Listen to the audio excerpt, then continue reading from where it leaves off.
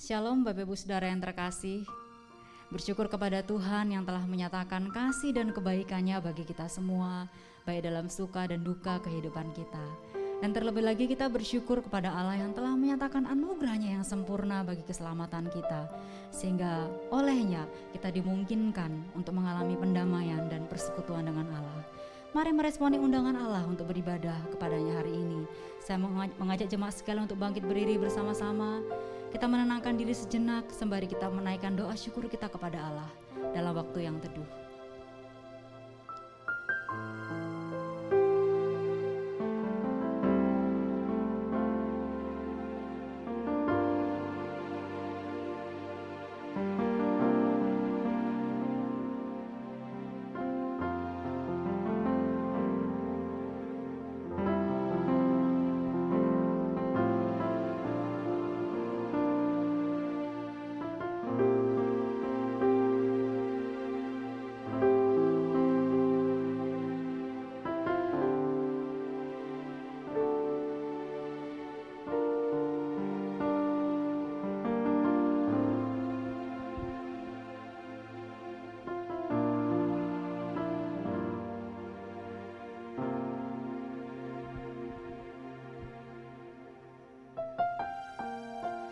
Ibadah kita pada hari ini didasari dengan keyakinan bahwa pertolongan kita adalah dalam nama Tuhan yang menjadikan langit dan bumi dan yang tiada pernah meninggalkan hasil ciptaan tangannya. Kiranya kasih karunia dari Allah Bapa, Allah Putra dan Allah Roh Kudus menyertai ibadah kita. Amin. Mazmur 96 ayat 1 dan 2. Nyanyikanlah nyanyian baru bagi Tuhan. Menyanyilah bagi Tuhan hai segenap bumi. Menyanyilah bagi Tuhan, pujilah namanya. Kabarkanlah keselamatan yang daripadanya dari hari ke hari. Mari kita menaikkan segala pujian dan hormat bagi Allah kita. Dia Allah yang berkarya atas umatnya. Besar dan ajaiblah karyamu.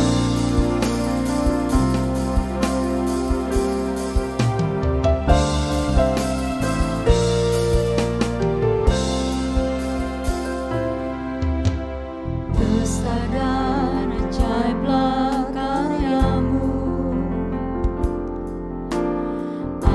Dan benarlah jalanmu, Raja segala bangsa yang maha kuasa, mulia dan besar dan ajaiblah karyamu. Besar dan ajaiblah karyamu, adil dan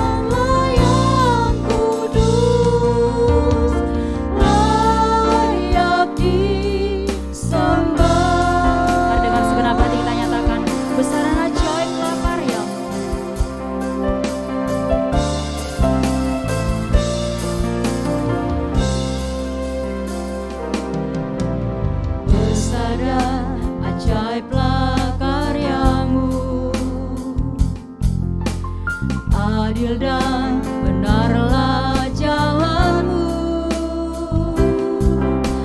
Raja segala bangsa yang maha kuasa, mulia dan layaklah segala bangsa, layaklah segala bangsa sujud kepada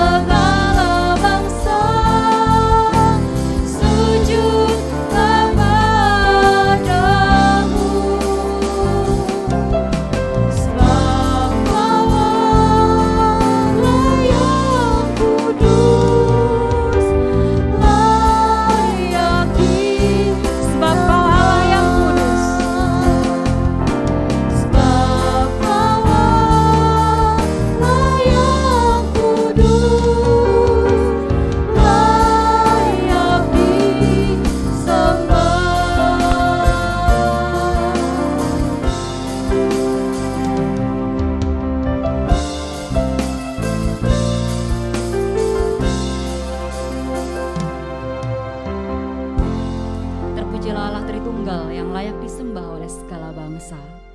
Bapak Ibu Saudara, Allah telah sedemikian rupa menyatakan karyanya dalam hidup kita. Dan karya terbesar Allah tentu adalah keselamatan di dalam Yesus Kristus yang menjadi pengantara antara Allah dan setiap kita manusia yang cemar dan berdosa. Bapak Ibu menyadari akan kebesaran dari anugerah Allah. Saya rindu mengajak jemaat sekalian untuk sejenak kita mengoreksi diri di hadapan Allah. Adakah kita telah sungguh-sungguh meresponi dan menghargai keselamatan yang telah Allah berikan bagi kita? Adakah kita telah hidup kudus di hadapannya? Dan adakah kita telah mengisi hidup kita dengan kehidupan yang memuliakan Tuhan? Mari dengan jujur dan kerendahan hati kita mengakui segala dosa dan memohon pengampunan Tuhan.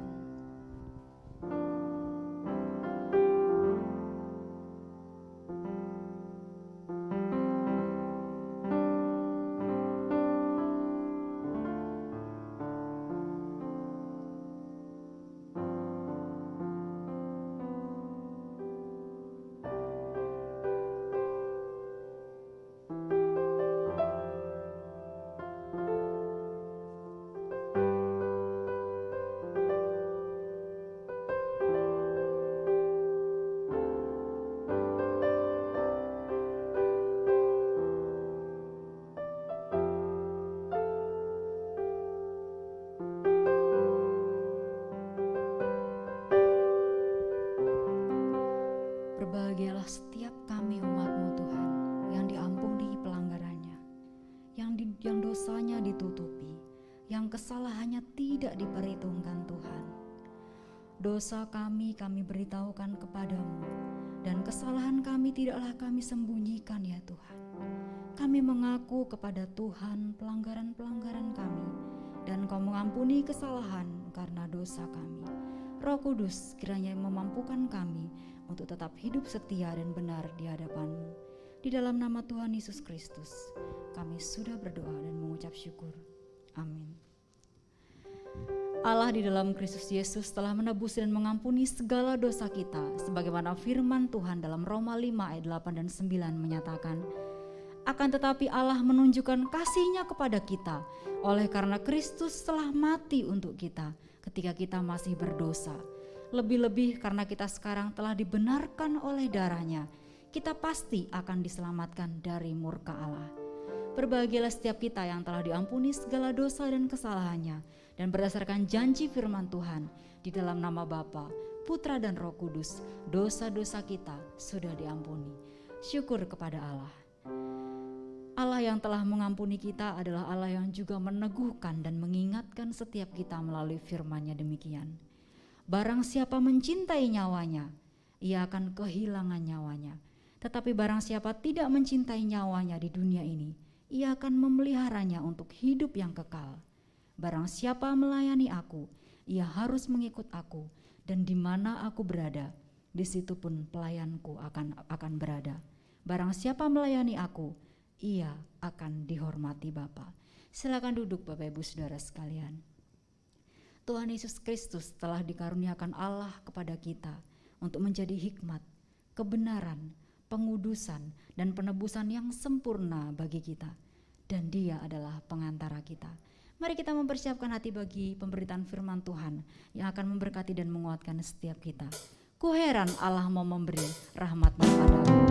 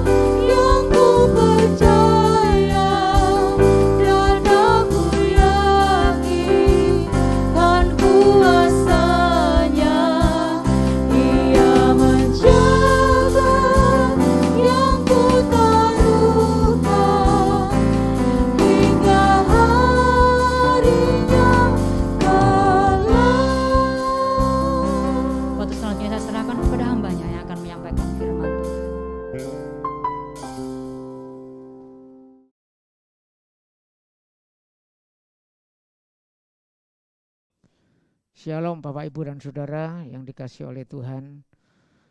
Kita kembali bersyukur kepada Tuhan, kita boleh diberikan kesempatan terus sampai saat ini untuk bisa beribadah bersama. Meskipun kita masih belum ibadah onsite, kita masih melalui rekaman dan kita beribadah di rumah kita masing-masing. Dan saya berdoa bagi Bapak Ibu sekalian supaya Tuhan terus menjaga kesehatan kita masing-masing. Dan terlebih lagi saya juga mengatakan kepada kita semua bahwa meskipun kita sementara beribadah di rumah kita masing-masing, biarlah kita beribadah dengan sikap yang penuh hormat kepada Tuhan dan penuh dengan ucapan syukur. Bapak Ibu dan Saudara yang dikasihi oleh Tuhan, sebelum kita membaca dan merenungkan firman Tuhan, maka saya ingin mengajak kita untuk tundukkan kepala, kita masuk di dalam doa. Bapa kami yang di surga, kami kembali bersyukur kepadamu karena Engkau masih memberikan kesempatan kepada kami untuk beribadah pada hari ini ya Tuhan. Melalui ibadah online kami tetap terus Tuhan mohon Engkau menjaga hati kami supaya kami tetap boleh menjadi murid-murid-Mu yang selalu mau terus mendekatkan diri kepadamu, bersekutu dengan Engkau, bahkan mau mendengarkan firman-Mu. Supaya melalui firman-Mu yang kami akan baca dan kami renungkan bersama-sama pada hari ini, sekali lagi boleh menambah kekuatan iman bagi kami dan pengenalan kami akan Tuhan. Pakai hamba-Mu yang akan menguraikan kebenaran firman Tuhan, supaya sungguh-sungguh perkataan-perkataan yang keluar dari mulutnya boleh berkenan di hadapan Tuhan, dan itu menjadi berkat bagi kami semua yang beribadah pada hari ini. Terima kasih ya Tuhan, di dalam nama Tuhan kami Yesus Kristus kami sudah berdoa dan mengucap syukur. Amin. Bapak Ibu dan Saudara yang dikasihi oleh Tuhan, mari kita membuka Alkitab kita. Teks ayat yang akan kita renungkan pada hari ini adalah Yohanes pasal yang pertama, ayat yang pertama sampai yang keempat terlebih dahulu. Nanti ada juga beberapa ayat yang nanti kita juga akan pelajari bersama. Yohanes 1 ayat 1 sampai dengan ayat yang keempat. Demikian bunyi firman Tuhan. Pada mulanya adalah firman.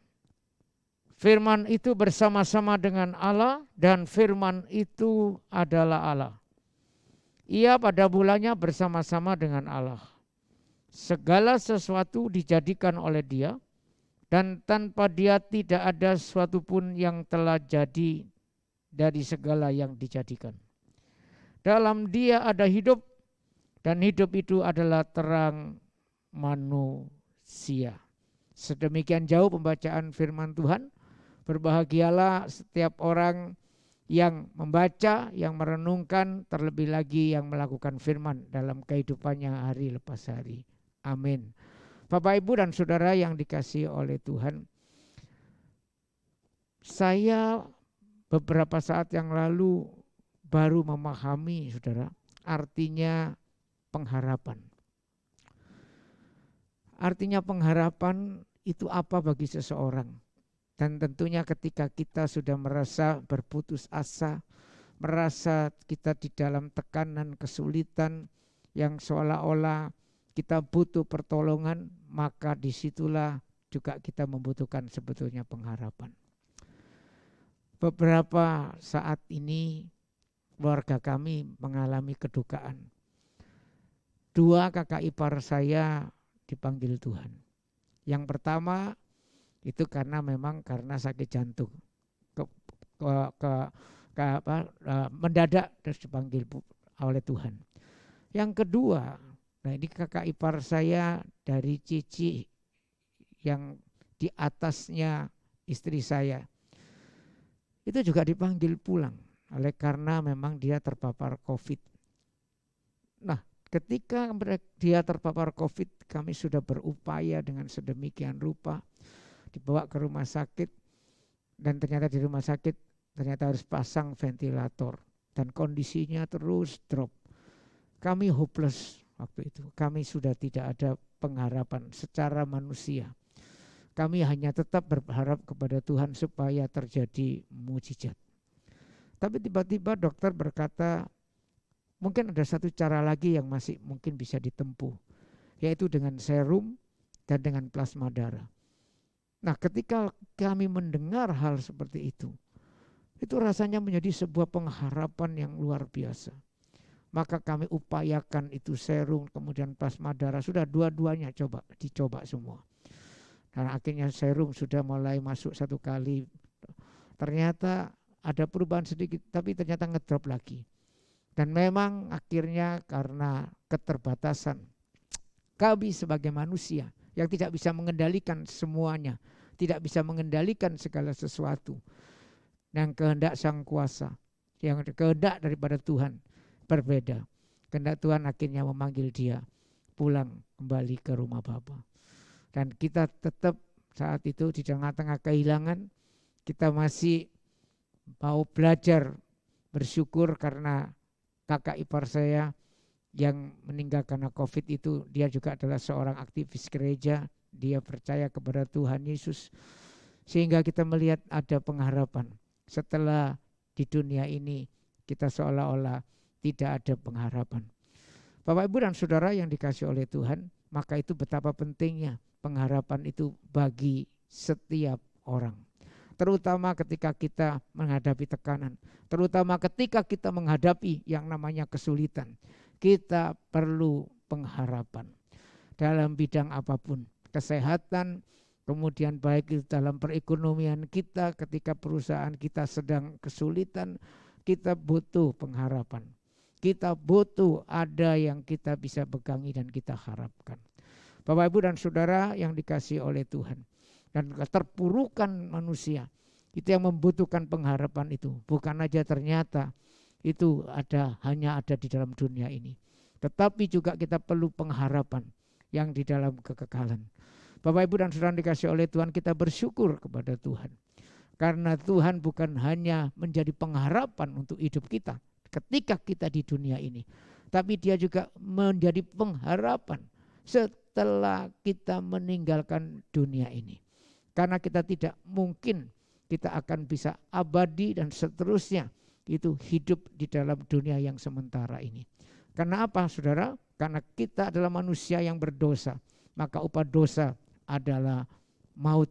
Dan karena kita orang berdosa, maka yang paling mengerikan adalah ketika kita meninggalkan dunia ini, adakah kita punya pengharapan itu? Tapi kita bersyukur kepada Tuhan, karena Tuhan juga tidak membiarkan kita, umatnya, di dalam keberdosaan kita yang membuat kita terpisah dari Allah, membuat kita mati secara rohani, bahkan membuat kita yang harusnya menerima murka Allah. Tuhan dalam kasih-Nya, Dia memberikan jalan keluar. Dia memberikan pengharapan kepada kita. Pengharapan itu ada di mana? Yaitu ada di dalam Yesus Kristus. Dalam kemanusiaannya Dia datang dan menjadi manusia, dan dalam kemanusiaannya Dia rela untuk mati, menanggung dosa dan menanggung hukuman dosa bagi kita. Tetapi siapakah sebenarnya Yesus itu? Mari kita kenal lebih dalam lagi.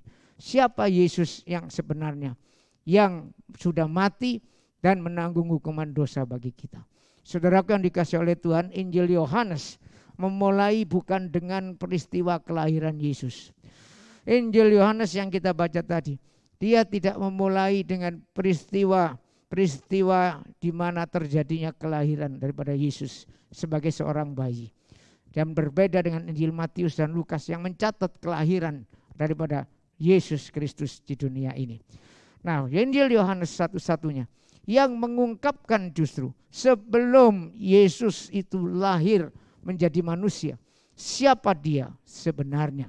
Nah, kita sudah membaca tadi dari Injil Yohanes pasal 1 ayat 1 sampai 4. Mari kita dalemin ini supaya kita semakin diteguhkan iman kita, supaya kita semakin dimantapkan iman kita, bahwa kita memiliki seorang pengantara atau juru selamat yang bisa kita andalkan.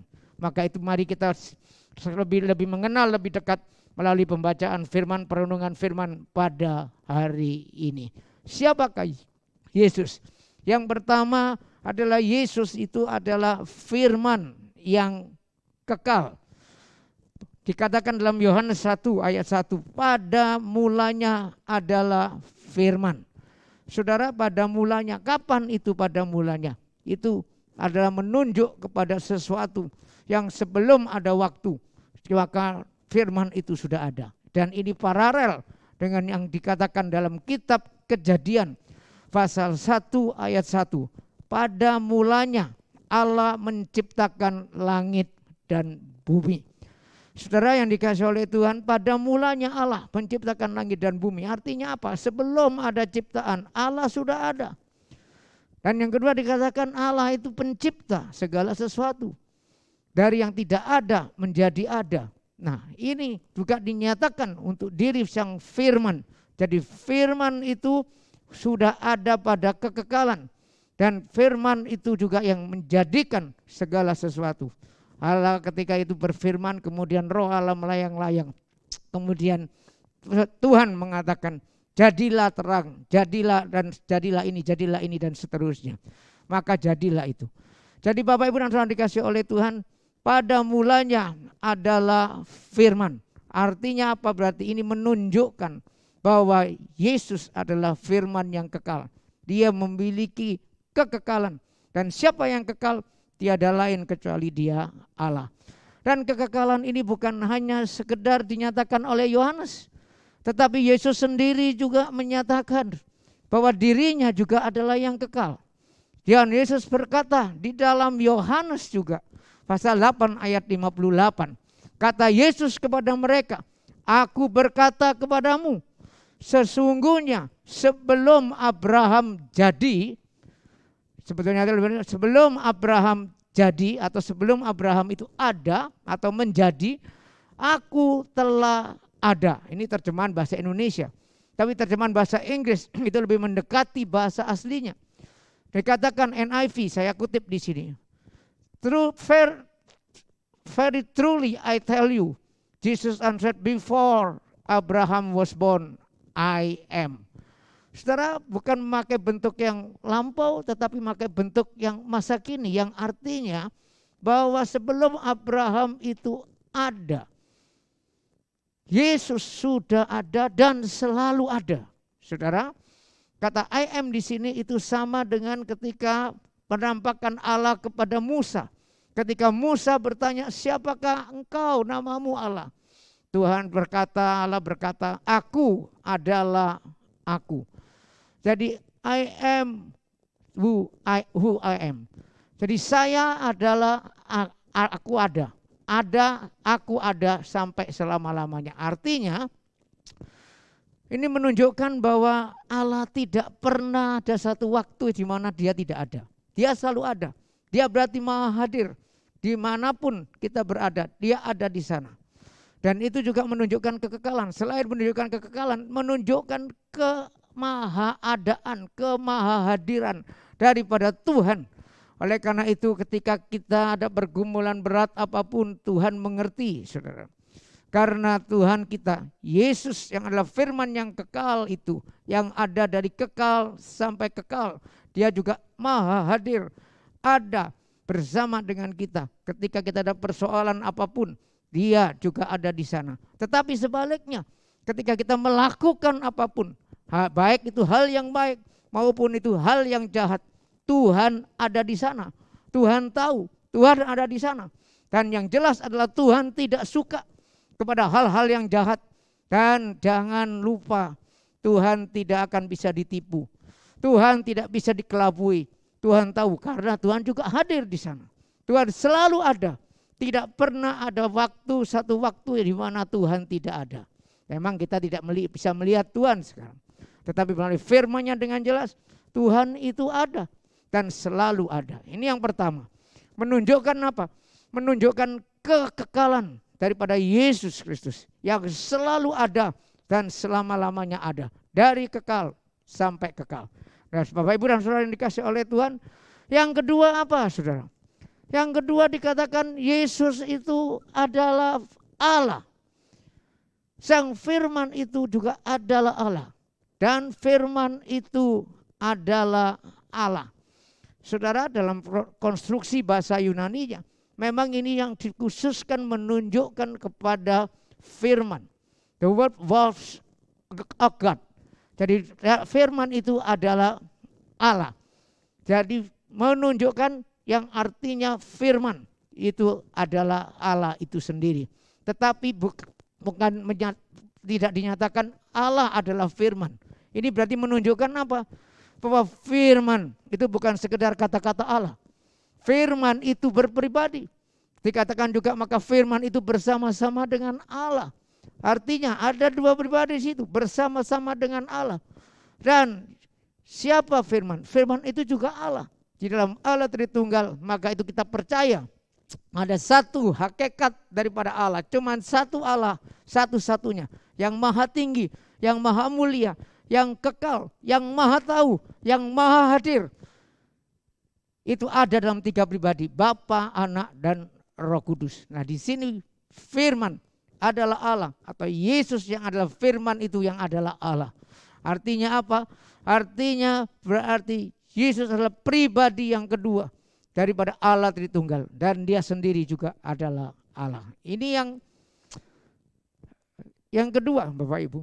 Dan kita seringkali ditanya kapan Tuhan Yesus pernah menyatakan bahwa dirinya Allah. Seringkali kita diserang oleh orang-orang yang ingin menjatuhkan iman kita, menjatuhkan iman saudara sekalian. Ketika ditanya, buktikan kalau Yesus itu mengatakan bahwa dirinya Tuhan, dirinya Allah. Setelah di dalam Alkitab memang tidak banyak menyatakan bahwa Yesus itu menyatakan dirinya sendiri dia adalah Allah. Tetapi banyak Alkitab, ayat Alkitab yang menyatakan seperti tadi, sebelum Abraham ada, aku sudah ada dan selalu ada. Dan itu hanya pernyataan yang pantas dinyatakan oleh Allah. Satu contoh Bapak Ibu, kalau di Indonesia ini ternyata katakan, oh si A itu yang memberi gerasi. Siapa yang memberi gerasi di Indonesia? Tentunya presiden. Oh dia adalah orang-orang, aku yang mengangkat menteri, aku yang melantik para menteri. Itu berarti siapa dia? Dia presiden. Artinya tidak harus mengatakan aku loh presiden, tetapi dia melakukan hal-hal yang bisa dilakukan hanya oleh presiden, yaitu memberi gerasi, melantik, akan memilih dan menentukan memilih para menterinya, itu adalah presiden. Saudaraku yang dikasihi oleh Tuhan, demikian juga Yesus tidak perlu dia mengatakan akulah Allah, tetapi banyak ayat-ayat yang menyatakan bahwa dirinya itu adalah Allah. Dan apa yang dia lakukan, apa yang dia katakan, itu adalah hanya bisa dikatakan oleh Allah. Ketika dia berkata, akulah jalan, kebenaran, dan hidup. Siapa yang berani berkata, akulah kebenaran? Kebenaran itu adalah Allah. Tapi Yesus berkata, aku adalah kebenaran. Siapa yang berani berkata, aku adalah sumber hidup? Kecuali itu adalah Allah. Maka Yesus berkata, aku adalah hidup juga. Maka dia berkata, aku loh jalan, menuju kemana? Menuju ke surga. Bapak Ibu dan Saudara yang dikasihi oleh Tuhan, maka di sini kita dikuatkan kembali bahwa memang Yohanes mengatakan Yesus itu adalah Allah.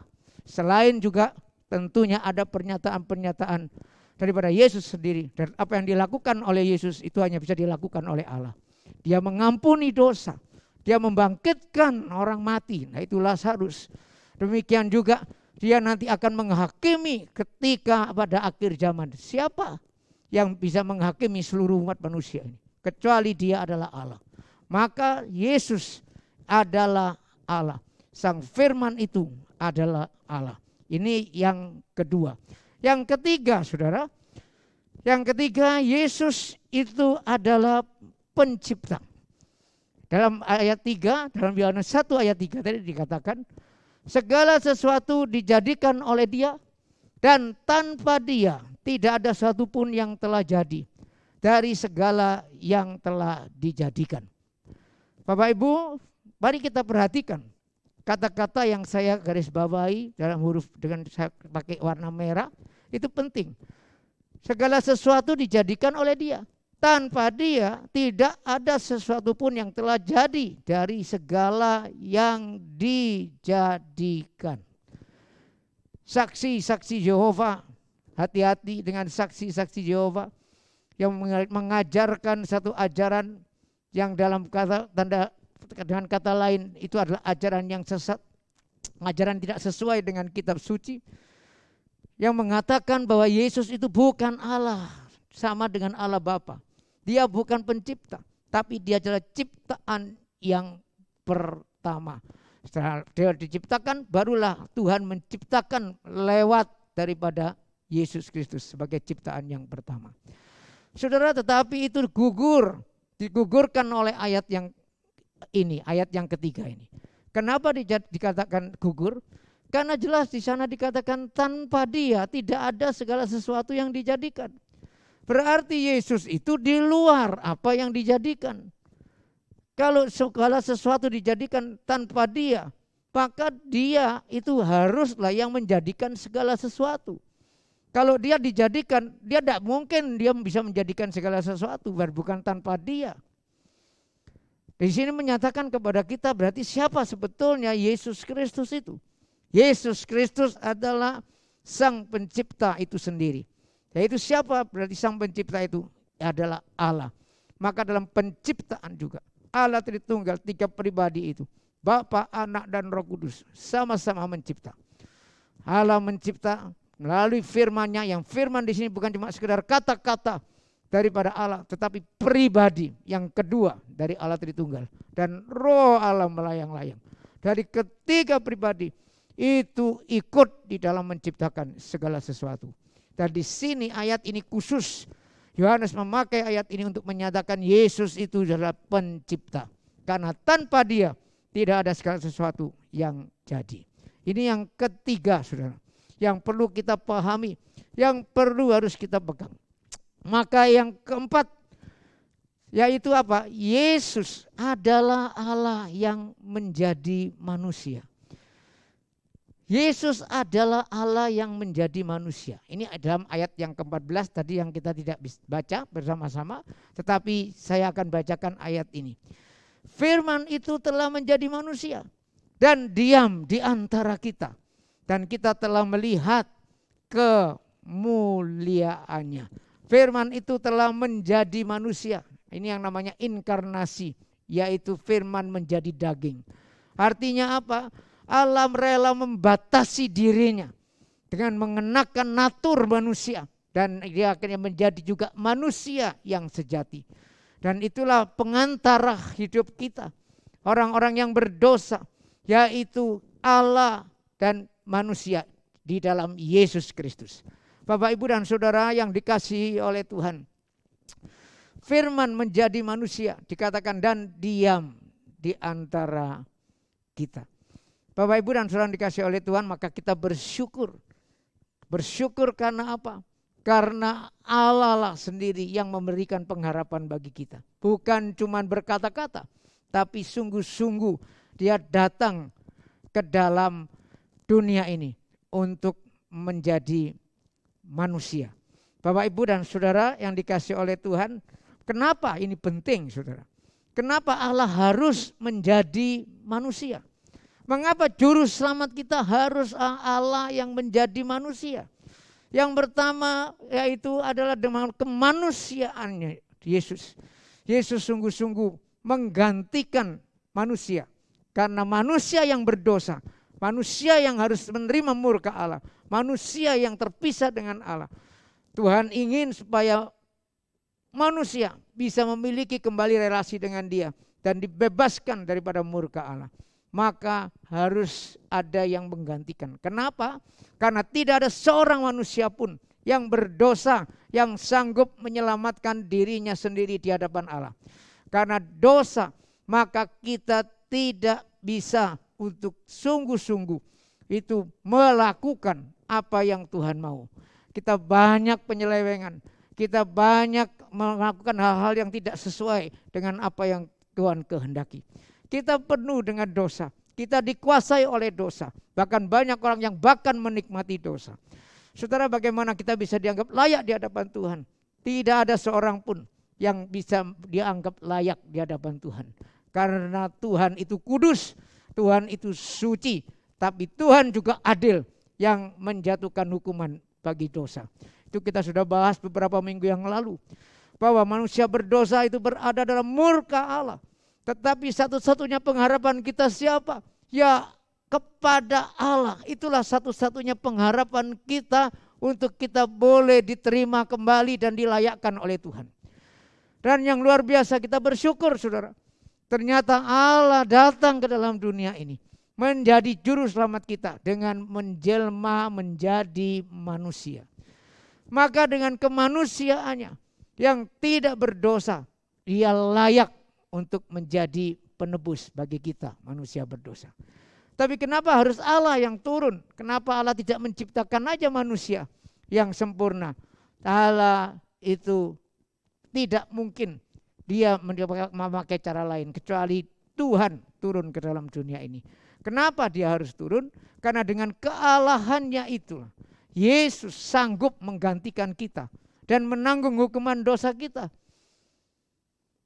Orang-orang yang ditebusnya.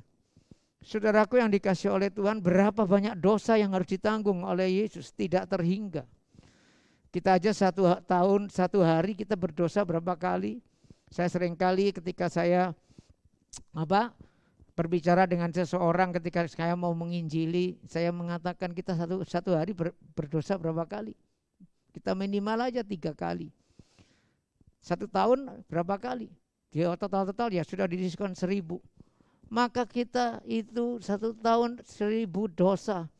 Berarti kalau umur kita semakin panjang, semakin banyak dosa. Jikalau tanpa kita sungguh-sungguh sadar kita perlu juru selamat untuk boleh menyelamatkan saya dan saudara. Saudara, berapa banyak dosa yang ditanggung? Maka yang menanggung dosa itu harus sanggup dan punya kuasa yang tidak terbatas. Itu siapa? Kecuali Allah sendiri. Itulah sebabnya ini yang dikatakan oleh Katekismus Heidelberg di dalam pertanyaan yang ke-17, saudara-saudara. Katekismus Heidelberg pertanyaan yang ke-17 yang menyatakan demikian.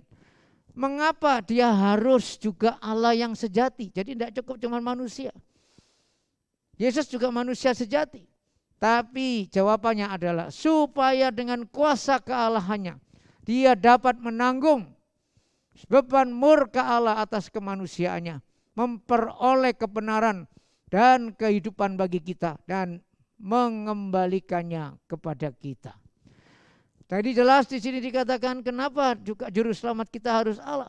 Karena supaya ada kuasa kealahannya dengan sanggup dan dapat menanggung beban daripada murka Allah itu. Bapak Ibu dan saudara dikasih oleh Tuhan, maka kita bersyukur kalau kita memiliki pengharapan, yaitu Allah sendiri yang ternyata turun menjelma menjadi manusia. Maka di sini kita belajar iman Kristen tidak pernah mengajarkan sekali lagi kita menjadikan manusia itu Allah. Kita tidak menyembah manusia yang dijadikan Allah. Ini pun banyak kita mendapatkan serangan karena konsep mereka Yesus adalah manusia biasa. Tapi kita orang Kristen berdasarkan kitab suci berbeda. Kita menyatakan dia adalah Allah yang menjadi manusia. Mungkinkah Allah menjadi manusia? Sangat mungkin. Yang tidak terbatas. Dia rela membatasi dirinya dan menjadi sama dengan kita. Bahkan diam bersama dengan kita. Bersama-sama. Dia datang ke dalam dunia ini. Masuk ke dalam dunia kehidupan manusia. Dan itulah juru selamat kita, Yesus Kristus. Allah yang menjadi manusia. Bapak, Ibu, dan saudara yang dikasih oleh Tuhan. Jadi kita bukan menyembah manusia yang dijadikan Allah. Tapi kita menyembah Allah yang menjadi manusia. Dalam Yesus Kristus kita sembah. Kita puji, kita tinggikan. Karena dia Allah. Dan kealahannya terbukti melalui perkataan juga. Dan perbuatan dan pelayanan daripada Yesus Kristus. Dia berkata dengan kata-kata, dia tidak menolak ketika dia juga disembah oleh Thomas, dia sebagai Allah, dia tidak menolak itu, maka menyatakan bahwa Yesus itu memang Allah. Demikian juga ketika dia membangkitkan akan Lazarus, akulah kebangkitan dan hidup. Siapa yang bisa membangkitkan orang mati? Kecuali dia adalah sumber kehidupan itu sendiri. Itu yang diungkapkan juga di dalam Yohanes pasal 1 ayat yang keempat tadi. Bahwa di dalam dia firman itu ada hidup. Jadi kalau ada hidup berarti dia sumber kehidupan, Bapak Ibu. Dan sumber kehidupan berarti siapa? Dia adalah Allah sendiri.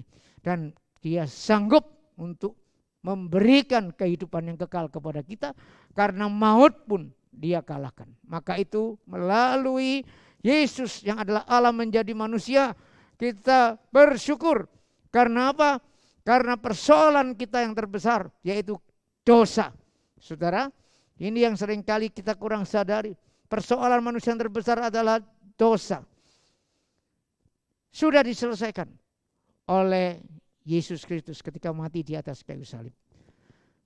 Dan kuasa yang paling ditakutkan oleh manusia, yaitu kuasa kematian, juga sudah dikalahkan oleh Yesus melalui kebangkitannya. Nah sekarang untuk kita apa artinya? Tentunya tadi kita bersyukur. Kita punya juru selamat. Kita punya pengharapan yang kekal yang dari Allah sendiri yang datang dalam dunia ini menjadi manusia. Dan itu adalah kasih Allah yang luar biasa. Berkat yang luar biasa yang diberikan kepada kita manusia-manusia yang berdosa. Yang sebetulnya tidak punya pengharapan untuk kita bisa diterima oleh Tuhan. Tapi justru melalui Yesus Kristus kita akhirnya dipulihkan kembali. Dan kita menjadi manusia-manusia baru yang punya relasi yang baru dengan Tuhan.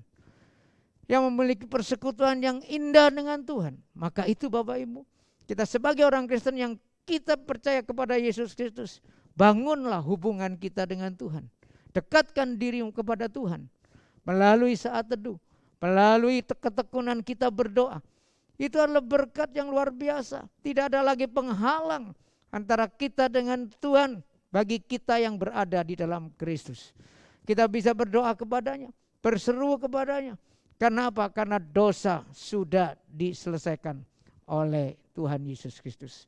Meskipun juga kita masih bisa jatuh dalam dosa, maka kita perlu pertobatan hari lepas hari. Dan pertobatan kita diterima oleh karena apa? Karena Kristus yang sudah mati buat saya dan saudara. Bapak, Ibu, dan saudara yang dikasihi oleh Tuhan, maka sekali lagi kita bersyukur kepada Tuhan. Selain itu, saudara, apa yang kita bisa dapatkan dari pelajaran ini? Bahwa Yesus itu mengerti berarti segala pergumulan hidup kita. Ini ada dicatat di dalam Ibrani 4 ayat 15 yang bunyinya demikian. Sebab imam besar yang kita punya bukanlah imam besar yang tidak dapat turut merasakan kelemahan-kelemahan kita. Sebaliknya sama dengan kita. Ia dicobai. Hanya bedanya apa? Tidak berbuat dosa. Saudara, ketika Allah menjelma jadi manusia, dia jadi manusia yang sungguh-sungguh. Diam bersama dengan kita. Bahkan mengambil rupa seorang hamba itu dikatakan dalam surat Filipi. Bahkan dia sampai taat mati di atas kayu salib. Bapak Ibu, kita bersyukur. Yang kedua adalah apa? Yesus berarti mengerti segala pergumulan hidup kita. Saudara yang dikasihi oleh Tuhan, saya mendapatkan satu ilustrasi yang baik sekali dari seorang hamba Tuhan. Ketika dia mengatakan, kalau kita misalnya mau konseling, kita mau meminta pendapat atau nasihat masalah pekerjaan dan keuangan kita. Kita pilih yang mana? Dia kasih 3 pilihan. Pilihan dari orang yang tidak pernah mengalami kebangkrutan, dia lancar terus semuanya. Yang kedua, dia tidak punya pengalaman apa-apa. Tapi yang ketiga, dia seorang pengusaha, pernah mengalami kesulitan keuangan, tapi dia bisa mengatasinya, bisa melewatinya dengan baik. Dari 3 ini, kepada siapa kita minta nasihat? Kepada orang pertama yang usahanya lancar terus, tidak pernah mengalami pergumulan, kebangkrutan, pergumulan dalam pekerjaannya, atau bahkan dia yang memang tidak tahu sama sekali, bukan pelaku bisnis. Atau kita bertanya kepada orang yang juga dia seorang bisnismen, dia juga seorang yang juga sudah pernah mengalami Apa artinya kesulitan dalam pekerjaan itu, tapi dia perlahan-lahan bangkit dan bisa mengatasinya. Kalau disuruh pilih yang mana? Saya percaya pasti kita pilih yang ketiga. Demikian juga ketika kita konseling.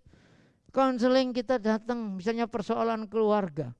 3 pilihan juga sama. Satu, konselornya tidak pernah menikah, belum menikah. Yang kedua adalah kepada konselor yang suami istri yang sudah menikah. Tapi ternyata hidupnya itu semuanya lancar tanpa pergumulan.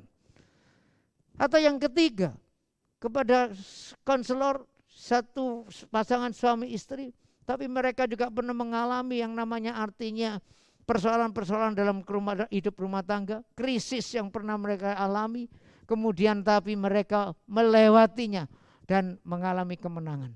Kita pasti pilih yang mana? Pasti pilih yang ketiga. Itulah yang kita syukuri Bapak Ibu. Allah menjadi manusia sehingga apa? Yesus tahu pergumulan kita.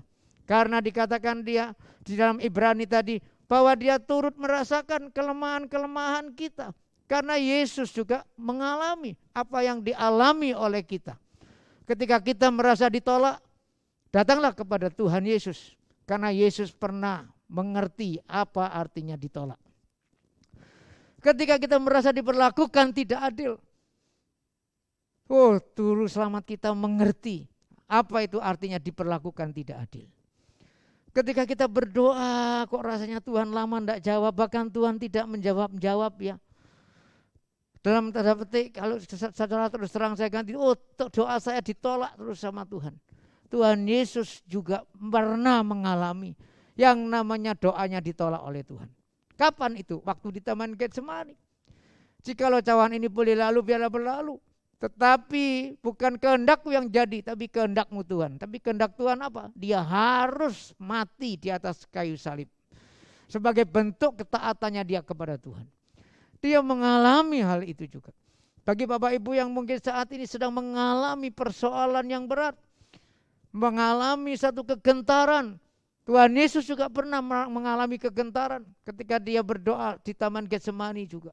Sampai katanya keringatnya itu seperti tetesan-tetesan darah yang keluar. Dengan pergumulan yang begitu berat. Tuhan Yesus mengerti. Apa artinya dihina orang. Apa artinya diperlakukan tidak adil. Apa artinya dianiaya. Apa artinya disiksa. Bahkan satu pergumulan yang paling berat. Ketika saudara mungkin merasakan rasanya Tuhan kok diam ya. Tuhan kok rasanya meninggalkan saya ya. Padahal Tuhan tidak pernah meninggalkan kita. Tapi kitalah yang mungkin yang seringkali meninggalkan Tuhan. Karena kita mungkin karena dosa kita. Tuhan kok rasanya diam. Tuhan kok rasa aku tidak berdosa Pak Budiono. Saya juga sudah sungguh-sungguh berdoa. Tapi Tuhan diam. Rasanya Tuhan tidak bersama dengan saya. Tuhan Yesus pernah mengalami itu. Ketika dia menggantikan kita sebagai orang-orang yang berdosa. Dia berteriak kepada Allah. Allahku, Allahku, mengapa engkau meninggalkan aku? Di situ terjadi sesuatu dalam Allah Tritunggal. Dia merasakan Allah Bapa meninggalkan dia.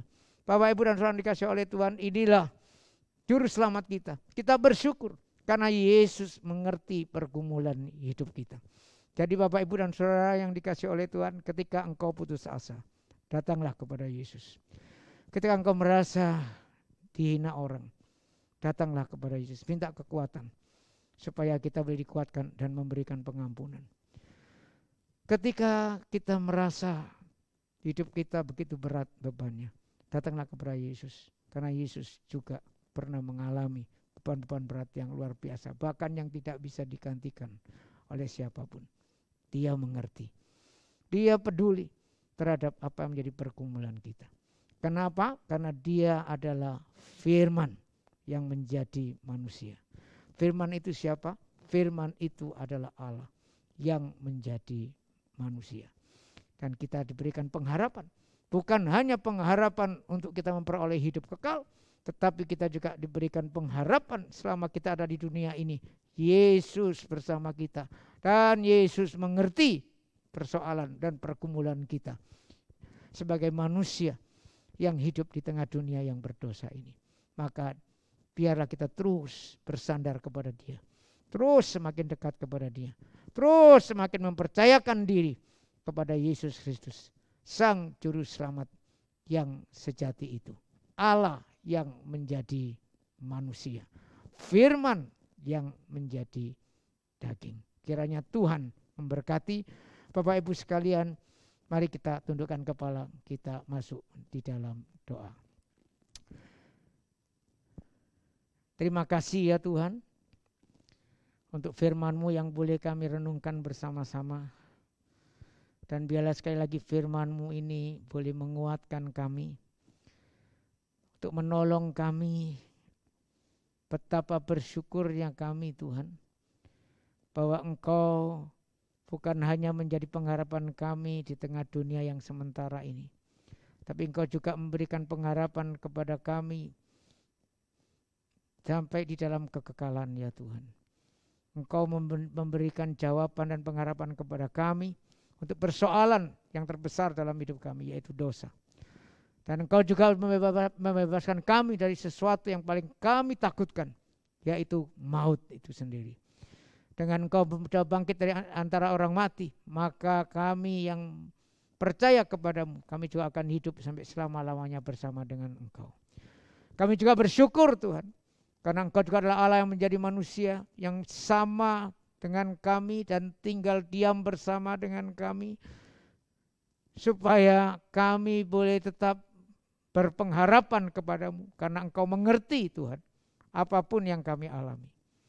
Mungkin ketika kami saat ini sedang berputus asa, biarlah kami hanya datang kepadamu Tuhan, berseru, mengungkapkan akan keputusasaan kami, dan Engkau mengerti, dan kami terus berdoa, bertekun untuk menantikan jawaban daripada Tuhan, jalan keluar daripada Tuhan yang terbaik tentunya bagi kami. Karena Kau tidak pernah merancangkan yang jahat, rancangan-Mu selalu baik bagi kami yang mempercayakan hidup kami kepadamu ya Tuhan Yesus. Terima kasih Tuhan, tolong kami supaya kami tetap semakin beriman teguh dan percaya kepada Tuhan Yesus Kristus sebagai satu-satunya Tuhan dan Juru Selamat kami yang hidup. Terima kasih Tuhan, berkati jemaat-Mu. Dalam nama Tuhan Yesus kami sudah berdoa. Amin.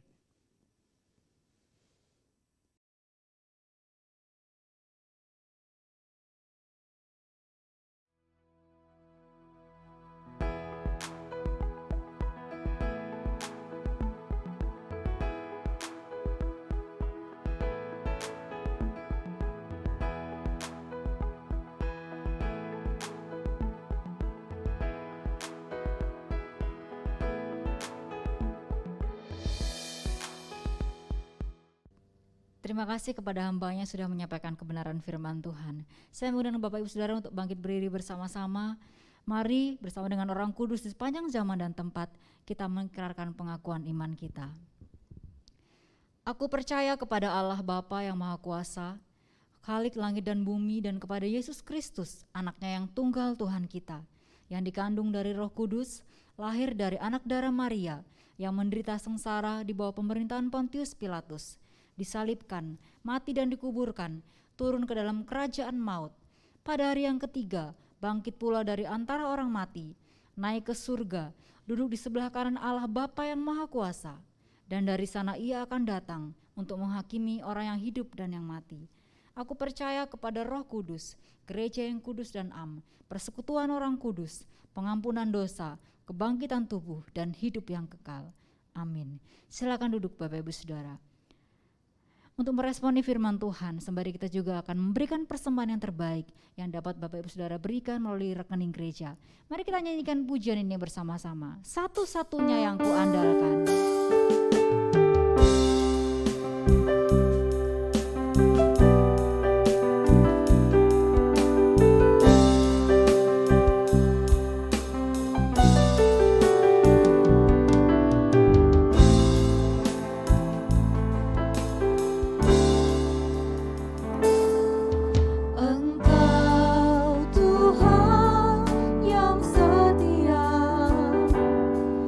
Waktumu selalu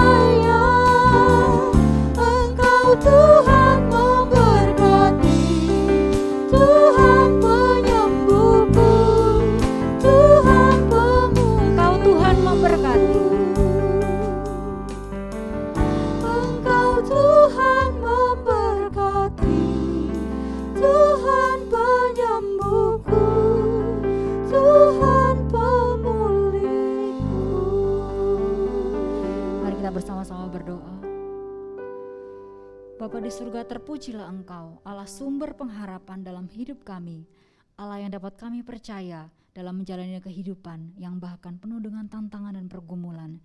Kami berterima kasih atas segala berkat-Mu bagi usaha dan pekerjaan kami, sehingga hari ini kami dapat kembali memberikan persembahan sebagai wujud nyata dari rasa syukur kami kepada Engkau, Allah sumber segala berkat. Kiranya Engkau memberkati persembahan kami, agar dapat mendukung pelayanan yang ada di tempat ini. Bapa di surga, kami pada kesempatan ini juga rindu berdoa bagi bangsa dan negara kami Indonesia. Kami terus memohon belas kasihan dan lawatan-Mu bagi negeri kami. Kiranya Tuhan Engkau memberkati pemerintah yang memerintah di negeri ini, yang mereka boleh melayani sebagai wakil rakyat, baik dari pusat maupun daerah. Kiranya mereka boleh terus diberkati Tuhan, diberkati dengan kekuatan dan hikmat, untuk mereka boleh memimpin negeri ini dengan bijaksana, dengan takut akan Engkau. Kami juga menyerahkan terus Tuhan usaha pemerintah untuk mereka boleh menangani pandemi COVID-19 ini. Kami serahkan dalam tangan-Mu, Tuhan yang akan terus menolong mereka. Terima kasih Tuhan, Kau juga menolong seluruh jemaat Tuhan di tempat ini, GKT Betani Jakarta. Tuhan yang terus menolong mereka, memulihkan kehidupan mereka dalam setiap pergumulan yang mereka hadapi. Tuhan yang akan memberikan kekuatan, iman mereka boleh semakin teguh di dalam Engkau. Mereka terus menaruh pengharapan mereka kepada Engkau, sebab kami percaya, jemaat-Mu percaya akan kebaikan, akan kasih setia Tuhan yang tidak pernah habis dalam hidup kami semua. Terpujilah Engkau Tuhan, kami bersyukur, kami menyerahkan doa ini hanya di dalam nama Tuhan Yesus Kristus, Juru Selamat kami yang hidup kami berdoa. Amin. Mari kita bangkit berdiri bersama-sama, kita akan bersama-sama menaikkan doksologi dan doa berkat akan dipimpin oleh Pendeta Budiono.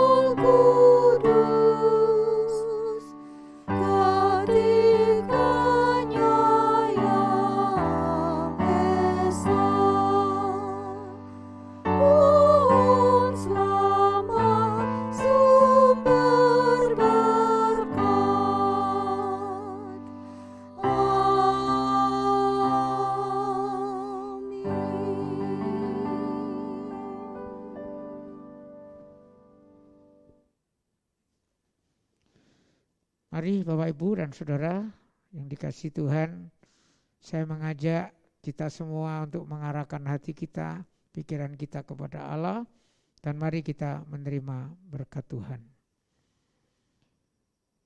Tuhan memberkati engkau dan melindungi engkau. Tuhan menyinari engkau dengan wajah-Nya dan memberi engkau kasih karunia. Tuhan menghadapkan wajah-Nya kepadamu dan memberikan engkau damai sejahtera. Amin.